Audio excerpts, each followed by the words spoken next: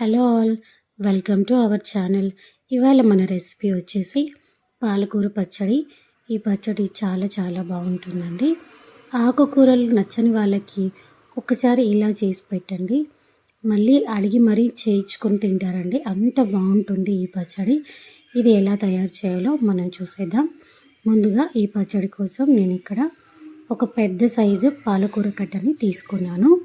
దీనిని శుభ్రంగా కడిగి వీలైనంత సన్నగా కట్ చేసి వాటర్లో వేసుకొని పక్కన పెట్టుకోవాలి. తర్వాత ఇక్కడ నేను 2 ఉల్లిపాయలు తీసుకున్నాను, పెద్ద సైజువి. కారానికి తగ్గ ఒక 10-15 వరకు వెల్లుల్లి రెబ్బలు, అలాగే మన కారానికి తగ్గట్టుగా కారం, కొద్దిగా జీలకర్ర తీసుకున్నాను.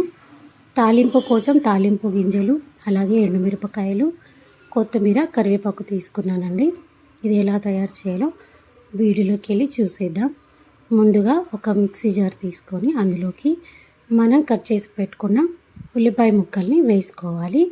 అందులోనే కారం, జీలకర్ర కూడా వేసుకోవాలి. రుచికి సరిపడా ఉప్పు వేసుకొని తగినంత వాటర్ వేసుకుంటూ దీనిని మెత్తగా గ్రైండ్ చేసుకోవాలండి. చూస్తున్నారు కదా, నేను వీడియోలో చూపిస్తున్నట్టుగా తగినన్ని వాటర్ వేసుకుంటూ మెత్తగా మిక్సీ పట్టుకొని పక్కన పెట్టేసుకోవాలి. తర్వాత ఒక ప్యాన్ తీసుకొని ఇందులో కొద్దిగా ఆయిల్ వేసుకోవాలి. ఆయిల్ కొంచెం వేడయ్యే వరకు వెయిట్ చేయాలి. ఆయిల్ వేడైన తర్వాత ఇందులోనే మనం ముందుగా తీసుకున్న వెల్లుల్లి రెబ్బలు వేసుకోవాలి. వెల్లుల్లి రెబ్బల్ని మంచిగా కలర్ చేంజ్ అయ్యే వరకు వేయించుకోవాలి. చూస్తున్నారు కదా, నేను వీడియోలో చూపిస్తున్నట్టుగా కలుపుతూ కలర్ చేంజ్ అయ్యే వరకు వేయించుకోవాలండి.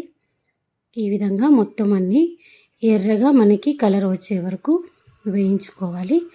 చూస్తున్నారు కదా, నేను ఏ విధంగా అయితే చూపిస్తున్నానో మనకి కలర్ చేంజ్ అనేది అంతగా రావాలండి.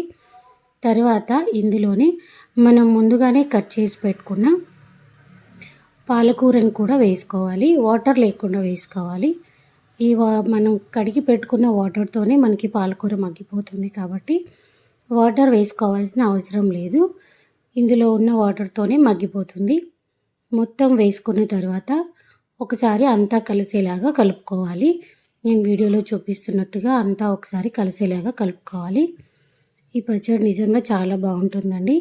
విటమిన్స్ ఉంటాయి, అలాగే మనకి హెల్త్కి కూడా చాలా మంచిది. ఒక్కసారి నా పద్ధతిలో ట్రై చేసి చూడండి. చాలా చాలా చాలా బాగుంటుంది. పిల్లలు కూడా ఇష్టంగా తింటారు. ఆకుకూరలు నచ్చని వాళ్ళకి కూడా ఇది చాలా నచ్చుతుందని చెప్పచ్చు.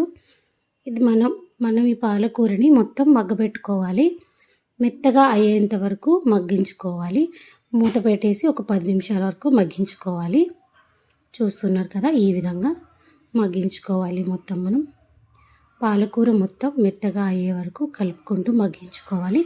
మనకి పాలకూర మగ్గడానికి 5 to 10 మినిట్స్ వరకు టైం పడుతుందండి. ఈ విధంగా మగ్గించుకున్న తర్వాత ఒకసారి చూద్దాం మన పాలకూర మగ్గిందో లేదో. మెత్తగా చూస్తున్నారు కదా, ఈ విధంగా మెత్తగా అవ్వాలి. ఇప్పుడు మనం ఇందులోనే ముందుగా మిక్సీ పట్టి పెట్టుకున్న ఉల్లిపాయ పేస్ట్ని కూడా వేసుకోవాలి. ఉల్లిపాయ పేస్ట్ వేసుకుంటున్నానండి, చూడండి.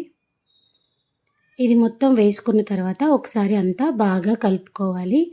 ఉల్లిపాయ పేస్ట్ మొత్తం మనకి పాలకూరలో కలిసే విధంగా కలుపుకుంటూ ఉండాలి. మొత్తం అంతా కలిసేలాగా ఈ విధంగా కలుపుకోవాలి. ఇది మొత్తం కలిపేసుకొని మనం ఉల్లిపాయ పేస్ట్ పచ్చివాసన పోయేంత వరకు వేయించుకోవాలి. మూత పెట్టేసి ఒక 5 నుంచి 10 నిమిషాల వరకు టైం పడుతుంది. ఇది మనకి పచ్చివాసన పోయి ఆయిల్ మొత్తం ప్యాన్ నుంచి సపరేట్ అయ్యే వరకు వేయించుకోవాలి.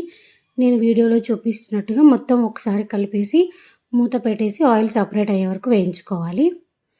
పక్కన తాలింపు కోసం ప్యాన్లో కొద్దిగా ఆయిల్ వేసుకుంటున్నాను.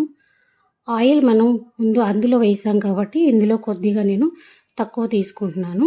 మీరు కావాలంటే కొంచెం ఎక్కువ ఆయిల్ కూడా వేసుకోవచ్చు. ఆయిల్ వేడయ్యాక పోపు దినుసులు వేసుకుంటున్నాను. పోపు దినుసులు చిటపటలాడేంత వరకు వేయించుకోవాలి. ఈ విధంగా మనకి కొద్దిగా ఫ్రై అయ్యే వరకు వేయించుకోవాలి. చూస్తున్నారు కదా, ఇలా వేయించుకోవాలి.